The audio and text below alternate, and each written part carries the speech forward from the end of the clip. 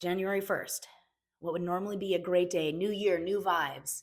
I was super excited. My donut shop had been open for 9 days. People were starting to learn that we were there. It ended up being the start of the worst year of my life.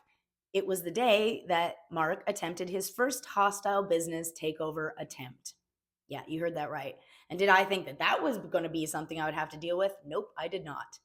But as I said, I think he planned this the entire time because 9 days after the store opened, on my first day off in months, because we were neighbors, he knew I was home.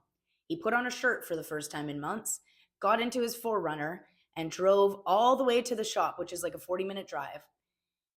Unbeknownst to me, walked into the store, told them that I was an alcoholic, I don't even drink, and that I had gone back to Canada, and that effective immediately he'd be taking over the whole store. Now, before you go, Kendra, don't you have paperwork protecting yourself? Yeah. Yeah. I am the legal, 100% legal business owner. My name was on the lease.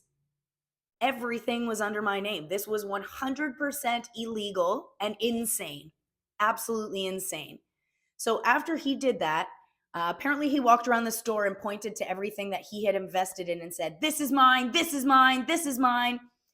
When you decide to invest in a business, that doesn't give you any legal right to walk into it at any point and say, "I own everything because I paid for it." No, we had a proper deal, business deal. So, anyways, I went to check the cameras, and how I found out all this was happening was because the cameras were black. This guy literally walked in and yanked the cameras out of the wall. Now, as he's doing this, he managed to swindle one of my workers, previous staff members, into helping him with all of these illegal activities. This guy is a master manipulator. It's absolutely scary how easy he can manipulate people. And then he pays them off.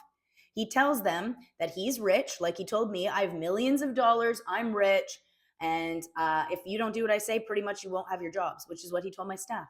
If they talk to me, they will lose their jobs.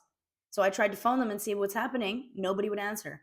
Finally, I got my head baker to answer, and she goes, "Oh, I can't really talk to you." I'm like, "Where are you?" And she goes, "I'm at the beach." I'm like, "Why?" And she says, "Well, I have to see what Mark says on Friday." And I'm like, "What are you talking about?" And then he sent me a note saying I was no longer required at my own business. And then it gets crazier. So I tell him, "You don't legally own the business. You can't do this."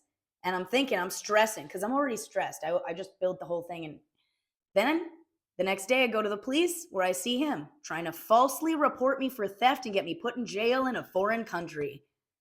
So if you want to know how it went at the Fiscalia and at the police, keep watching because that's the next video.